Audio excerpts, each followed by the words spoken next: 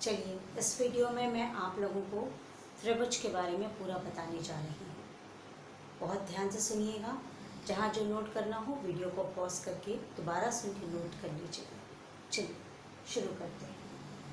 त्रिभुज, त्रिभुज मतलब मतलब एक ऐसी आकृति जिसके अंदर तीन भुजाएं होती हैं। एक ऐसी आकृति जिसके अंदर तीन भुजाएं होती हैं उसको हम त्रिभुज कहते हैं। Any pattern which has three sides is known as triangle. A, B, C. मान लीजिए मेरे पास एक पैटर्न ऐसे है, एक पैटर्न इस तरीके से है और एक पैटर्न इस तरीके से। ठीक, इसमें मैं आपसे कह रही हूँ कि यहाँ पे 90 डिग्री का कोण है। यहाँ मैं कह रही हूँ कि ये दोनों भुजाएं आपस में बराबर हैं। अगर ये 4 है तो ये भी 4 है। यहाँ मैं कह रही हूँ कि ये तीनों भुजाएं अलग अलग हैं और यहाँ पर मैं कह रही हूँ कि आपको ये भुजाएं दी हुई है और आपको ये भुजा भी दी हुई है और आपको ये भुजा भी दी हुई है। इस तरह से कई तरह के त्रिभुज होते हैं, हम एक एक करके समझेंगे। जिस त्रिभुज में 90 डिग्री का कोण बना होता है उसे हम राइट ट्राइंगल कहते हैं और इसका क्षेत्रफल निकालने के लिए सूत्र वही होता है, हाफ इंटू आधार गुणे ऊंचाई। ठीक है। जो त्रिभुज की तीनों भुजाएं आपस में बराबर नहीं होती उसे हम विषम बाहु कहते हैं। विषम बाहु यानी स्केलर। ठीक है। जिसकी दो भुजाएं बराबर होती हैं उसे हम समबाहु कहते हैं यानी आइसोसेलेस। जिसकी तीनों भुजाएं बराबर होती हैं समबाहु नहीं समद्वी बाहु कहते हैं। समद्वी बाहु, द्विबाहु। जिसकी तीनों भुजाएं बराबर होती हैं उसे हम हिंदी में समबाहु कहते हैं। मेरी हिंदी थोड़ी सी कमजोर है, इसे इक्विलेटरल कहते हैं। ठीक है। हम फिर से इसको दोबारा देखते हैं। जिस त्रिभुज की तीनों भुजाएं बराबर हैं आपस में, समबाहु है यानी इक्विलेटरल। जिसकी दो भुजाएं बराबर हैं, ये 4 है तो ये भी 4, ये मान लीजिए 7 हो गए, अलग हो गए, तो ये समद्वी बाहु आइसोसेलेस। जिसकी दो साइड्स बराबर होती हैं, दो भुजाएं बराबर होती हैं। जिसकी कोई भी भुजा बराबर नहीं होती उसे विषम बाहु कहते हैं। और एक ऐसा कोण जिसकी दो भुजाएं बराबर हो सकती हैं या नहीं भी हो सकती हैं, लेकिन उनमें बीच में दो भुजाओं के बीच में कोण 90 डिग्री का बनता है, ऐसे को हम राइट ट्रायंगल कहते हैं यानी समकोणीय त्रिभुज।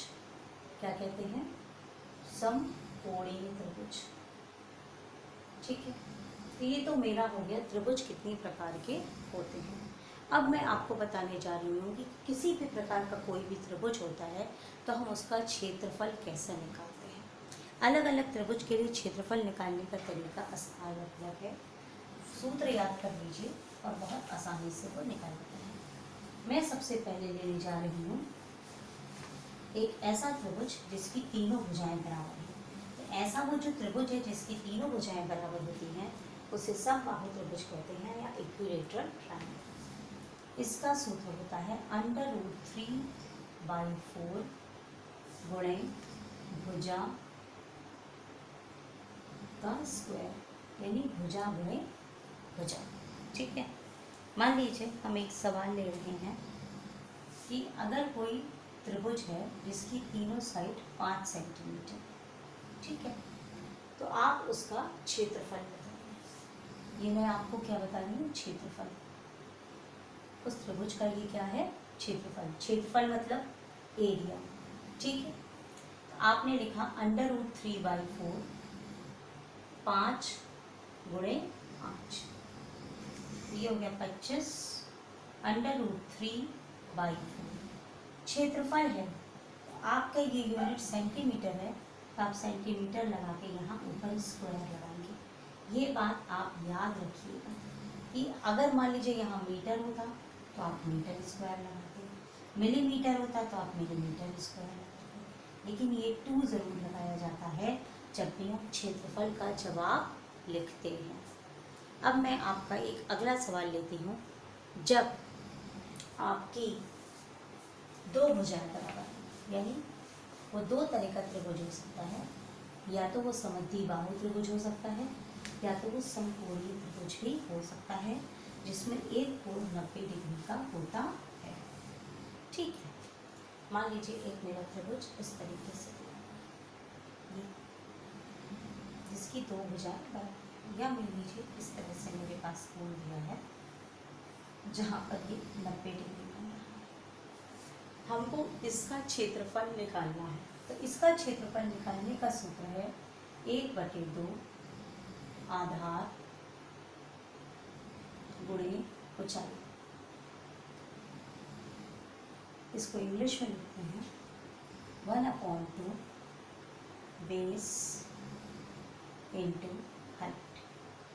अब ये समझना ज़रूरी है कि ये बेस क्या है, हाइट क्या है, ये क्या है। ये जो आपकी नीचे वाली लाइन होती है इसको हम बेस कहते हैं। इसी तरह ये जो नीचे वाली लाइन है इसको हम बेस कहते हैं। यहाँ पर ये वाली जो आपकी रेखा है ये हाइट हो जाएगी, लेकिन इस केस में आप ऐसे बीच से लाइन जाएगी वो आपकी हाइट हो जाएगी। ठीक है, अब हम सवाल लेने जा रहे हैं कि अगर मेरे पास एक सवाल दिया हुआ है कि यदि कोई त्रिभुज है जिसका आधार 10 सेंटीमीटर है और उसकी ऊंचाई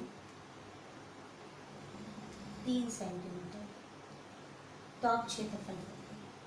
तो बस 1/2 10 गुणे 3, ये आ गया 15 सेंटीमीटर स्क्वायर, और आपको कुछ भी नहीं करना है। ठीक है, मान लीजिए इसी तरीके से मैं एक सवाल थोड़ा और पलट दे रही हूँ कि आपको यहीं पर मान लीजिए इस तरह का सवाल दिया है कि आपको अगर ये मान दिया है 3 और ये दिया है 5, लेकिन आपको ये मान नहीं दिया गया और आपसे कहा गया है कि क्षेत्रफल बताइए और ये आपको 90 डिग्री दिया हुआ है, तब आप इस सवाल को कैसे निकालेंगे? क्योंकि सूत्र में आपको ये और ये चाहिए, क्योंकि ये मेरी हाइट है और ये मेरा बेस है। इसको निकालने के लिए हम यहाँ पे पाइथागोरस थ्योरम का इस्तेमाल करते हैं। पाइथागोरस थ्योरम में क्या होता है कि आप इसको इस तरह से याद कर लीजिए, ये h है, ये b है, तो ये मान लीजिए a है। तो h और b को आप स्क्वायर करके जोड़ेंगे और ये a स्क्वायर के बराबर है। ये पाइथागोरस थ्योरम है, आप दिमाग में रखिए, इसी का मैं यहाँ पर इस्तेमाल करूँगी। h स्क्वायर प्लस 3 3 9 बराबर 25। h स्क्वायर हो जाएगा 25 में से आप 9 घटाइए तो ये आ जाएगा 16। तो h का आप वर्गमूल निकालेंगे तो ये आ जाएगा 4। तो इस तरीके से आप पहले इधर वाली भुजा निकालेंगे। ठीक है, इसके बाद अब आप क्षेत्रफल निकालेंगे। देखिए अब इस त्रिभुज का क्षेत्रफल क्या होगा? क्षेत्रफल मतलब एरिया क्या होगा? 1/2 गुणे आधार गुणे ऊंचाई। ठीक है, ये हो जाएगा 1/2। आधार में आपका कितना है 3 और ऊंचाई आपकी कितनी निकल के आई 4। ये आपका हो जाएगा 6 सेंटीमीटर स्क्वायर। ये देखिए 2 से निकल गया फिर थोड़ा हो गया। अब इसके बाद मैं एक ऐसा त्रिभुज लेने जा रही हूँ जिसकी तीनों भुजाएं आपस में बराबर नहीं होती हैं, और तब हम उसका क्षेत्रफल किस तरीके से निकालेंगे। उसका क्षेत्रफल निकालने के लिए हम जिस सूत्र का इस्तेमाल करते हैं उसको हीरो फार्मूला के नाम से जाना जाता है। उस सूत्र को हम किस नाम से जानते हैं?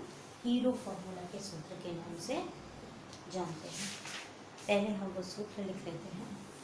वो सूत्र है under root S minus A S minus B S minus C. जहाँ पर अगर आपको एस का मान निकालना है तो आपको तीनों भुजाओं की लंबाई को जोड़ करके 2 से भाग करना पड़ेगा। मान लीजिए ये ऐसे आपका चित्र है, ठीक है। ये ए लिखा है, ये बी लिखा है, ये सी लिखा है। ए के सामने वाली भुजा ए, ये बी और ये सी। ये आपका सूत्र है। इस तरह से आप इसको हल करेंगे। अब मान लीजिए मेरे पास एक सवाल दिया हुआ है। ये एक त्रिभुज है जिसकी 3 भुजाएं 21, 17 और 10 है। मान लीजिए ए का मान 21 है, बी का मान 17 है और सी का मान 10 है। और आपको क्षेत्रफल निकालना है, यानी इसका मान 21 है, इसका मान 17 है और इसका मान 10 है। तो आप इस त्रिभुज का क्षेत्रफल कैसे निकालेंगे, बहुत ध्यान से देखिएगा। सबसे पहले हमको एस निकालना होगा, यानी हम तीनों गिनतियों को जोड़ेंगे, ठीक है, और उसको 2 से भाग करेंगे। ये हो जाएगा 7 1 8 2 3 1 4 2 2 2 4 2 4 5 24 हो गए। अब आप सूत्र लगाइए। आप लिखिए पहले 24, फिर 24 माइनस 21, फिर 24 माइनस 17, फिर 24 माइनस 10, ठीक है। फिर आप सबको घटा लीजिए। ये 24 हो गया, 24 में 21 गया 3 आ गया, ये गया 7 आ गया और ये गया तो 14। अब आप या तो आप इसको गुणा कर लीजिए पूरा, वर्गमूल निकाल लीजिए, या आप यहीं पर थोड़ी सी अपनी बुद्धि का इस्तेमाल करिए। तो ये हो जाएगा 3 8 24, ये 3 हो गया, ये 7 हो गया और ये 7 2 14। ये देखिए ये पेयर बन गया, ये पेयर बन गया, ठीक। और ये 8 2 16 है, तो 16 का पेयर 4 निकल आएगा, यानी 3 बाहर आया। इसको मैं साफ साफ लिखती हूँ, इससे आपको अच्छी तरह समझ में आ जाए। फिर आप सूत्र उतार लीजिएगा, वीडियो को पॉज करके बाद में देखिए। मैं आपको ये हल करना सिखाती हूँ कायदे से, क्योंकि ये हल करना ही सबसे मुश्किल काम होता है। इतना हम कर लेते हैं, उसके बाद दिक्कतें आती हैं। आप इसके अंदर की जो भी गिनतियाँ हैं उनका गुणनखंड जैसा निकाल लीजिए गुणा कर करके, और इसमें 2 चीज़ों के कॉमन लिए जाते हैं। मान लीजिए ये मैंने 24 दिन लेके 6 × 4 ले लिया और ये 3 हो गया और ये 7 × 7 2 14 हो गया, ये इसका, ठीक है। अब आपने क्या किया, ये पेयर बन गया, ठीक है। ये 6 को तोड़ा तो 2 × 3 बन गया, ठीक। आपका ये 3 का पेयर बन गया। अब आपका अंदर बचा 2 × 4 × 2 और × 3 × 3 × 7 × 7, ये पेयर बन गया। तो ये एक पेयर बना, ये एक पेयर बना, ये पेयर बन गया और एक 4 बना। तो आपका 4 बाहर आया, 3 बाहर आया और ये 7 बाहर आया। 4 3 12, 12 7 24। फिर आपका एक क्षेत्रफल है तो सेंटीमीटर स्क्वायर।